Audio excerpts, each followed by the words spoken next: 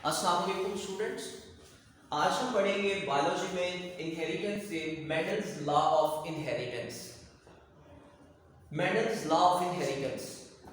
Mendel's एक scientist, एक researcher था जिसने जेनेटिक्स में बहुत से एक्सपेरिमेंट्स किए थे और इसने हमें जेनेटिक्स के बेसिक प्रिंसिपल बताए थे। उससे पहले मेंडल एक प्रीस्ट था ऑस्ट्रिया के एक चर्च में। मेंडल सबसे पहले कोई रिसर्चर या कोई साइंटिस्ट नहीं था। मेंडल सिंपली एक प्रीस्ट था, एक टीचर के तौर पर काम करता था। लेकिन जब मेंडल ने एक्सपेरिमेंट्स डन कर लिए थे इनहेरिटेंस में, तो उसके बाद मेंडल को एक खिताब दिया गया था फादर ऑफ जेनेटिक्स। ये बेटे क्वेश्चन आ सकता है कि जेनेटिक्स का फादर किस साइंटिस्ट को कहा जाता है, किस बायोलॉजिस्ट को कहा जाता है। तो मेंडल वो पर्सन था जिसको फादर ऑफ जेनेटिक्स कहा जाता था। क्यों कहा जाता था? क्योंकि मेंडल ने हमें कुछ बेसिक प्रिंसिपल्स बताए थे जेनेटिक्स के, कि कैरेक्टर्स जो हैं वो किस तरह से ट्रांसमिट होते हैं एक जनरेशन से दूसरी जनरेशन तक, और कैरेक्टर्स को कौन सी चीज़ बिल्ड करती है। मेंडल ने अपने एक्सपेरिमेंट्स के लिए एक ऑर्गेनिज्म को चूज किया था और उस ऑर्गेनिज्म पे एक्सपेरिमेंट्स परफॉर्म किए थे। मेंडल्स ने अपने एक्सपेरिमेंट के लिए पी प्लांट को चूज किया था और पी प्लांट पे मेंडल्स ने एक्सपेरिमेंट्स किए थे। मेंडल्स ने पी प्लांट को ही चूज क्यों किया था, ये हमारे लिए एक क्वेश्चन मार्क है। एक क्वेश्चन देता है कि मेंडल ने अपने लिए पी प्लांट को ही या एक्सपेरिमेंट्स के लिए पी प्लांट को ही क्यों चूज किया था। तो मेंडल ने हमें पी प्लांट को चूज करने के लिए कुछ फीचर्स बताए थे, या फिर यूं कह लें कि मेंडल ने ओवरऑल कुछ फीचर्स बताए थे जो ऑर्गेनिज्म में होने चाहिए, और उस ऑर्गेनिज्म को हम अपने जेनेटिक एक्सपेरिमेंट के लिए चूज कर सकते हैं। इसमें बेटे सबसे पहला फीचर जो है, an animal should have different trade. Organism में डिफरेंट ट्रेड्स होने चाहिए। The word is different trades. मुख्तलिफ किस्म के ट्रेड्स होने चाहिए, उसमें कैरेक्टर्स होने चाहिए। वो डिफरेंट ट्रेड्स कौन से हैं? लाइक एक ऑर्गेनिज्म में हाइट का ट्रेड है, कलर का ट्रेड है, शेप का ट्रेड है, एटसेट्रा। और ये तमाम ट्रेड एक दूसरे से डिफरेंट और विजिबल होने चाहिए। Trade organism should have contrasting trade, और ऑर्गेनिज्म में जो ट्रेड है वो कॉन्ट्रास्टिंग होने चाहिए। कॉन्ट्रास्टिंग ट्रेड में अगर हम एक ट्रेड ले लेते हैं, लाइक हम कहते हैं कि एक ट्रेड है जिसका नाम है जी हाइट, और हाइट जो है उसमें कुछ कॉन्ट्रास्ट होने चाहिए। लाइक कुछ ऑर्गेनिजम्स ऐसे हों जो टॉल हाइटेड हों, जिसमें टॉलनेस हो, और कुछ ऑर्गेनिज्म शॉर्ट हाइटेड यानी कि डार्कनेस होनी चाहिए उसमें। तो टॉल हाइटेड और शॉर्ट हाइटेड, अब ये दोनों ही ट्रेड कॉन्ट्रास्टिंग है। ट्रेड कौन सा एक्चुअल में? हाइट है। कॉन्ट्रास्ट क्या है? कुछ टॉल हाइटेड है और कुछ शॉर्ट हाइटेड है। उसके बाद थर्ड फीचर है, if the organism is a plant. अगर वो ऑर्गेनिज्म प्लांट है, शुड बी सेल्फ और क्रॉस फर्टिलाइजेशन पॉसिबल। तो उस ऑर्गेनिज्म में सेल्फ फर्टिलाइजेशन और क्रॉस फर्टिलाइजेशन दोनों मुमकिन है कि होनी चाहिए। हम यूजुअली प्लांट के ये वर्ड यूज करते हैं पोलिनेशन का, हम कहते हैं सेल्फ पोलिनेशन और क्रॉस पोलिनेशन। तो प्लांट में वो दोनों फीचर्स होने चाहिए कि वो सेल्फ फर्टिलाइज भी हो सके और क्रॉस फर्टिलाइज भी हो सके। लास्ट फीचर है जी, organism should have short and fast life cycle. Organism का जो लाइफ साइकिल है सबसे पहले वो शॉर्ट होना चाहिए, यानी कि उसकी जो नेक्स्ट जनरेशन है वो बहुत ही कम टाइम में प्रोड्यूस होनी चाहिए। एंड फास्ट लाइफ साइकिल, और वो बहुत जल्दी प्रोड्यूस करे अपनी नेक्स्ट जनरेशन। ये सबसे इंपॉर्टेंट फीचर है इसमें। कैसे ही ऑर्गेनिज्म को रिसर्च के लिए, एक्सपेरिमेंट के लिए चूज किया जाता है जिसका लाइफ साइकिल शॉर्ट और फास्ट होता है, क्योंकि हमें जो आउटकम्स हैं या जो रिजल्ट्स हैं वो हमें नेक्स्ट जनरेशन से मिलनी है। अगर हम जनरेशन 1 पे कोई भी एक्सपेरिमेंट परफॉर्म कर रहे हैं तो उसकी आउटकम जनरेशन 2 से मिलेगी। तो अगर लाइफ साइकिल उसका लॉन्ग होगा तो आउटकम या फिर एक्सपेरिमेंट को कंप्लीट होने में बहुत ज़्यादा टाइम लग जाएगा। तो उसका लाइफ साइकिल शॉर्ट होना चाहिए और फास्ट होना चाहिए। इन तमाम फीचर्स को लेके मेंडल ने पी प्लांट को चूज कर लिया क्योंकि ये तमाम वो फीचर्स हैं जो कि पी प्लांट में पाए जाते हैं। पी प्लांट में डिफरेंट ट्रेड्स भी हैं, कॉन्ट्रास्टिंग ट्रेड भी है, सेल्फ फर्टिलाइजेशन और क्रॉस फर्टिलाइजेशन भी पॉसिबल है और इसका लाइफ साइकिल शॉर्ट और फास्ट भी है। तो पी प्लांट को चूज करते हुए मेंडल्स ने 2 डिफरेंट एक्सपेरिमेंट्स परफॉर्म किए थे। इसमें पहला लॉ जो था या पहला उसका एक्सपेरिमेंट था, उस लॉ को मेंडल्स ने नाम दिया था law of segregation. Law of segregation Mendel's ने क्या किया था, लॉ ऑफ सेग्रीगेशन में जस्ट एक ही ट्रेड को एक ही टाइम में स्टडी किया था। इसने क्या किया था कि डिफरेंट ट्रेड्स तो थे, लाइक हमने एग्जांपल्स देखी हैं, उसमें हाइट है, कलर है, शेप है, डिफरेंट ट्रेड तो थे, लेकिन मेंडल्स ने लॉ ऑफ सेग्रीगेशन में एक ही ट्रेड को एक ही टाइम में स्टडी किया। लाइक मेंडल्स ने पहले हाइट को लेके स्टडी कर लिया, उसके बाद सेकंड एक्सपेरिमेंट में उसने कलर को स्टडी कर लिया, थर्ड एक्सपेरिमेंट में मेंडल्स ने शेप को स्टडी कर लिया। तो एक ऐसा लॉ जिसमें ट्रेड्स को 1 बाय 1 स्टडी किया जाता है कहलाता है मोनोहाइब्रिड क्रॉस। एक ऐसा क्रॉस जिसमें एक टाइम में एक ही ट्रेड स्टडी किया जाता है। मेंडल ने अपने एक्सपेरिमेंट के लिए ट्रू ब्रीडिंग पेरेंटल जनरेशन ली थी। कौन सी जनरेशन ली थी मेंडल्स ने? True breeding. इट्स मींस कि मेंडल ने जो पेरेंटल जनरेशन ली थी वो होमोजाइगस थी। Homozygous, the word is true breeding. हम इसे क्या कह सकते हैं? होमोजाइगस, एक ही बात है।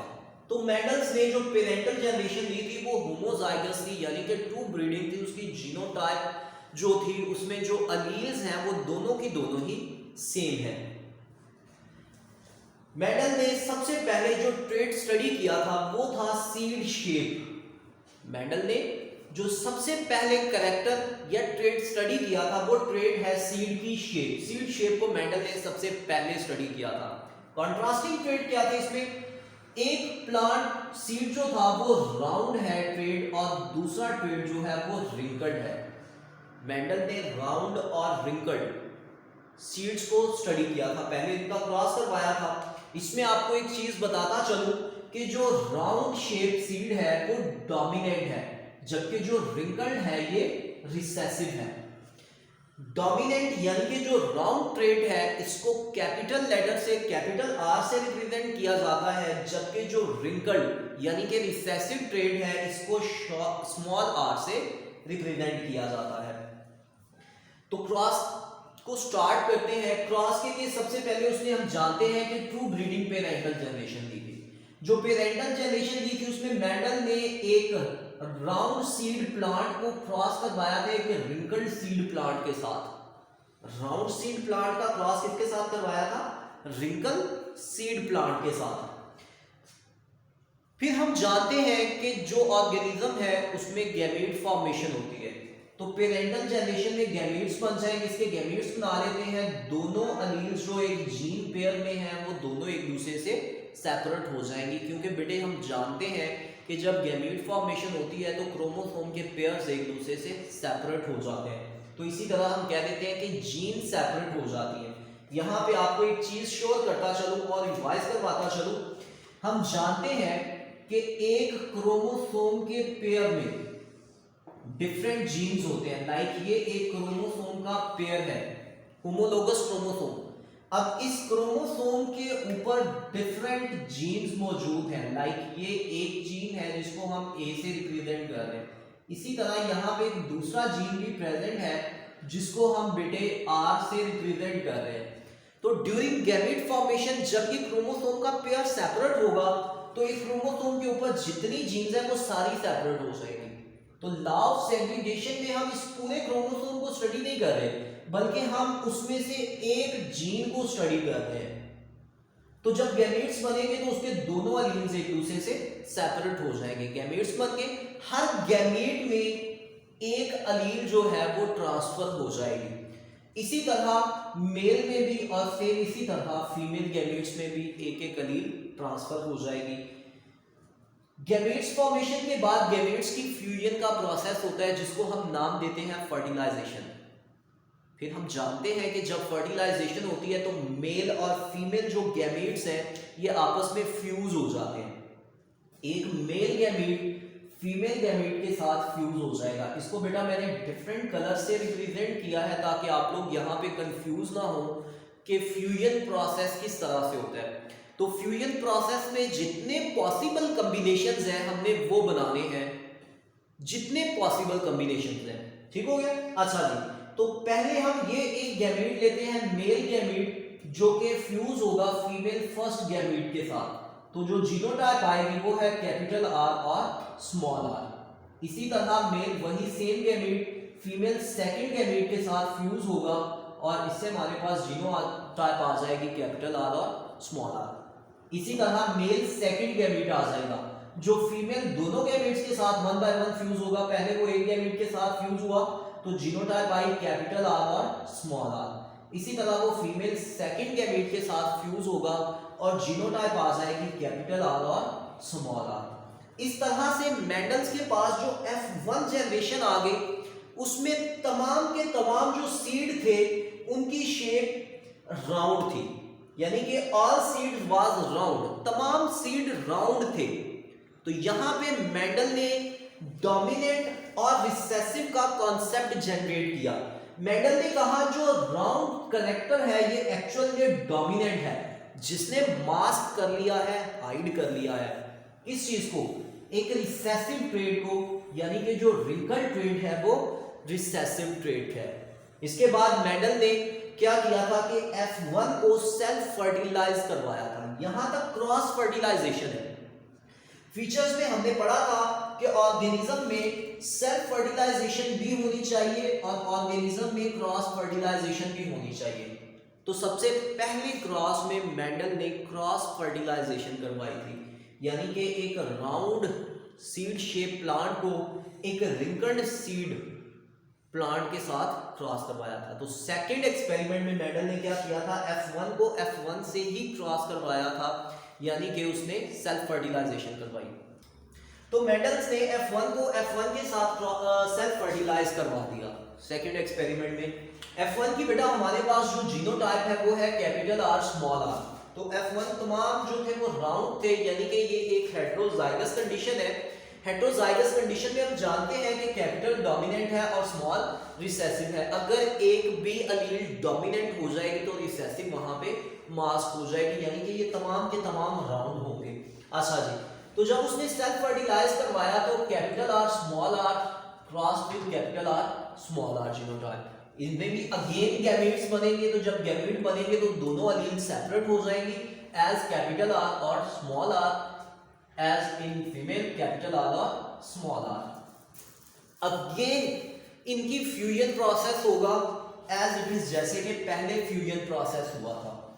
इस एक्सपेरिमेंट में मेंडल ने जो F1 किया था क्रॉस इसका F1 का F1 के साथ, उसमें पहले मेल एक गैमेट दूसरा फीमेल गैमेट के साथ फ्यूज होगा। लाइक हमारे पास जीनोटाइप आ जाएगी कैपिटल आर और कैपिटल आर। इसको अगेन बेटा मैंने एक डिफरेंट कलर से रिप्रेजेंट किया हुआ है, कैपिटल आर और कैपिटल आर। इसी तरह मेल गैमेट जो है वो अगेन फीमेल सेकंड गैमेट के साथ फ्यूज हो जाएगा, जिसे जीनोटाइप आ जाएगी कैपिटल आर और स्मॉल आर।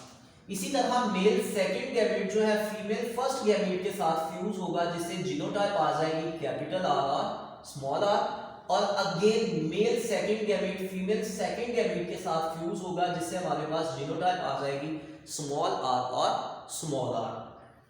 तो जब मेंडल को F2 जनरेशन मिली, सेकंड फिलिप जनरेशन मिली, तो सेकंड फिलिप जनरेशन में मेंडल अगेन शॉक हो गया। पहले तो वो शॉक हुआ था डोमिनेंट और रिसेसिव ट्रेट की वजह से, चूंकि रिंकल ट्रेट मास्क हो गया था। जब F2 जनरेशन आई तो मेंडल को यहाँ पे 3 प्लांट्स ऐसे थे जो कि राउंड सीड मिले, जबकि एक प्लांट ऐसा था जो कि रिंकल्ड सीड मिला। तो मेंडल ने जो रिजल्ट ड्रॉ किए थे, मेंडल ने कहा था कि यहाँ पे 3:1 है, मींस 3 जो है वो राउंड सीड्स है, जबकि एक जो है वो रिंकल्ड सीड है।